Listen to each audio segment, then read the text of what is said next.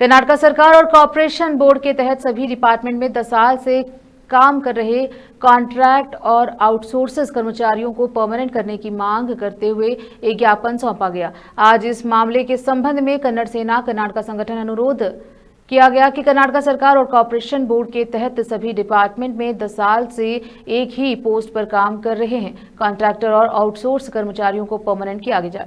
सरकार सभी डिपार्टमेंट को सर्कुलर जारी करे और परमानेंट करने के बारे में कार्रवाई करे, लेकिन सरकार ने अभी तक किसी भी डिपार्टमेंट को सर्कुलर जारी नहीं किया गया है।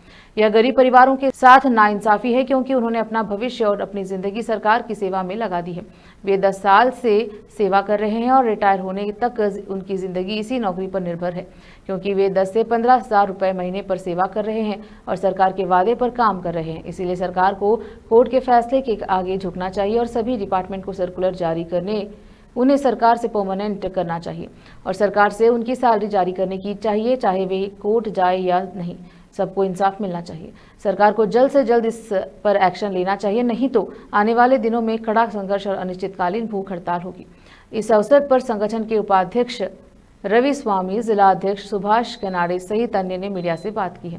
कैमरामैन महेश का कवरेज। कर्नाटक कन्नड़ सैन्य जिल्लाध्यक्षರ ಒಂದು ನೇತೃತ್ವದಲ್ಲಿ ಸುಭಾಷ್ ಕನ್ನಡೆ ಅವರ ಒಂದು ನೇತೃತ್ವದಲ್ಲಿ ಇವತ್ತು ನಾವು ಜಿಲ್ಲಾಧಿಕಾರಿಗೆ ಒಂದು ಮನವಿ ಪತ್ರವನ್ನು ನಾವು ಸಲ್ಲಿಸ್ತಾ ಇದ್ದೀವಿ। ಏನಪ್ಪ ಅಂತಂದರೆ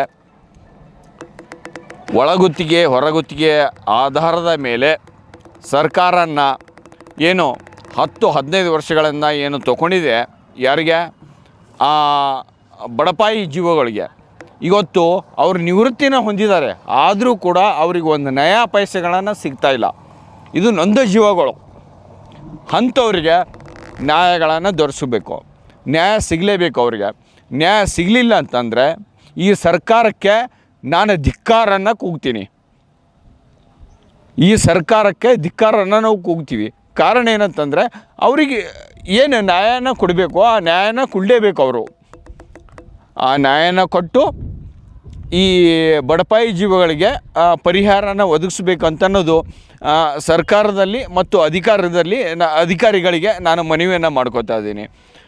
ಜಿಲ್ಲಾ ಕಾರ್ಯದರ್ಶಿ ಮಳಸಕಾಂತ್ ವಾಗೆ ಅಂತ। ಕನ್ನಡ ಸೇನೆ ಕರ್ನಾಟಕ ವತಿಯಿಂದ ಇಂದು ಬೀದರ್ ಜಿಲ್ಲಾ ಅಧಿಕಾರಿ ಕಚೇರಿ ಮುಂದೆ ಒಂದು ಉಗ್ರವಾದ ಹೋರಾಟ ಮುಖಾಂತರ ಜಿಲ್ಲಾ ಅಧಿಕಾರಿಗೆ ಒಂದು ಮನವಿ ಪತ್ರ ಸಲ್ಲಿಸ್ತಾ ಇದ್ದೀವಿ। ಒಳಗುತ್ತಿಗೆ ಹೊರಗುತ್ತಿಗೆ ಆಧಾರದ ಮೇಲೆ ಏನು ಇವತ್ತು ನಿಗಮ ಮಂಡಳಿ ಆಗಲಿ ಯಾವುದೇ ಕಚೇರಿಯಲ್ಲಿ ಏನು ಒಳಗುತ್ತಿಗೆ ಹೊರಗುತ್ತಿಗೆಯಲ್ಲಿ ಏನು ಸೇವೆ ಸಲ್ಲಿಸ್ತಾ ಇದ್ದಾರೆ, 15 ವರ್ಷ ಮತ್ತು 20 ವರ್ಷಗಳಿಂದ ಅವರು ಸೇವೆ ಸಲ್ಲಿಸ್ತಾ ಇದ್ದಾರೆ।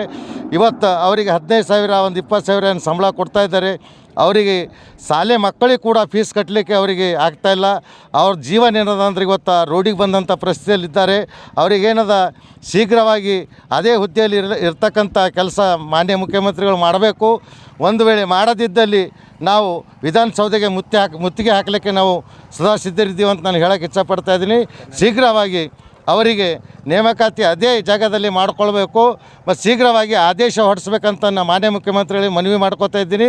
ಒಂದು ವೇಳೆ ಮಾಡದಿದ್ದಲ್ಲಿ ಉಗ್ರವಾದ ಹೋರಾಟಕ್ಕೆ ನಾವು ಸಿದ್ಧರಾಗಿದ್ದೇವೆ ಅಂತ ಹೇಳೋಕ್ಕೆ ಇಷ್ಟಪಡ್ತೀನಿ। ಕನ್ನಡ ಸೇನೆ ಕರ್ನಾಟಕ ಜಿಲ್ಲಾಧ್ಯಕ್ಷ ಸುಭಾಷ್ ಕನ್ನಡೆ। ಕನ್ನಡ ಸೇನೆ ಕರ್ನಾಟಕ ರಾಜ್ಯ ಮಟ್ಟದ ಸಂಘಟನೆ ವತಿಯಿಂದ ಇಂದು ರಾಜ್ಯದ ವಿವಿಧ ಇಲಾಖೆಗಳಲ್ಲಿ ಮತ್ತು ನಿಗಮ ಮಂಡಳಿಗಳಲ್ಲಿ ಏನದಂದರೆ ಹೊರಗುತ್ತಿಗೆ ಆಧಾರದ ಮೇಲೆ ಏನು ಸೇವೆ ಸಲ್ಲಿಸ್ತಾ ಇದ್ದಾರೆ, ಅವರಿಗೆ ಸುಮಾರು 10-15 ವರ್ಷದಿಂದ ಸೇವೆ ಮಾಡ್ತಿದ್ದಂತಹ ಎಲ್ಲ ಅವ್ರಿಗೇನದ ಅಂತಂದ್ರೆ ಸರ್ಕಾರದ ವತಿಯಿಂದ 10-15 ಸಾವಿರ ಯಾವುದೇ ಏನದ ಅಂದರೆ ಅವ್ರಿಗೆ ಖರ್ಚಕ್ಕೆ ಕೂಡ ಸಾಲ್ತಾ ಇಲ್ಲ। ಅದಕ್ಕಾಗಿ ಅಂಥ ಗುತ್ತಿಗೆ ಮತ್ತು ಹೊರಗುತ್ತಿಗೆ ಆಧಾರದ ಮೇಲೆ ಏನು ಸೇವೆ ಸಲ್ಲಿಸ್ತಾ ಇದ್ದಾರೆ ಅವ್ರಿಗೆ ಸಂಪೂರ್ಣ ಏನದ ಅಂತಂದರೆ ಅವ್ರಿಗೆ ಖಾಯಂಗೊಳಿಸ್ಬೇಕು ಮತ್ತು ಅಲ್ಲೇನು ಕಾರ್ಯನಿರ್ವಹಿಸ್ತಾ ಇದ್ದಾರೆ ಅವ್ರಿಗೆ ಯಾರಿಗೂ ತೆಗಿಬಾರ್ದು, ಅವರಿಗೆಂತ ಖಾಯಂಗೊಳಿಸ್ಬೇಕಂತೇಳಿ ಇವತ್ತು ಬೀದರ್ ಜಿಲ್ಲೆಯಿಂದ ನಮ್ಮ ಕನ್ನಡ ಸೇನಾ ಕರ್ನಾಟಕ ವತಿಯಿಂದ ಹೋರಾಟವನ್ನು ಹಮ್ಮಿಕೊಂಡಿದ್ದೀವಿ। ಇವತ್ತು ಜಿಲ್ಲಾಧಿಕಾರಿಗಳ ಮುಖಾಂತರ ಮಾನ್ಯ ಮುಖ್ಯಮಂತ್ರಿಗೆ ಏನದ ಅಂತ ಮನವಿ ಸಲ್ಲಿಸ್ತಾ ಇದ್ದೀವಿ। ಇದೇ ತರಹ ದಿವಸ ಒಂದೊಂದು ಜಿಲ್ಲೆಯಲ್ಲಿ ಕನ್ನಡ ಸೇನಾ ಕರ್ನಾಟಕ ಸಂಘಟನಾ ವತಿಯಿಂದ ಅವರನ್ನು ಖಾಯಂಗೊಳಿಸುವವರೆಗೂ ನಮ್ಮ ಕನ್ನಡ ಸೇನೆಯ ಹೋರಾಟ ನಿರಂತರವಾಗಿ ನಡೀತಾ ಇರ್ತದೆ ಅಂತೇಳಿ ಹೇಳ್ತಾ ಇದ್ದೀನಿ। ರವಿಸ್ವಾಮಿ ನಿರ್ಣ, ಕನ್ನಡ ಸೇನೆ ರಾಜ್ಯ ಉಪಾಧ್ಯಕ್ಷ।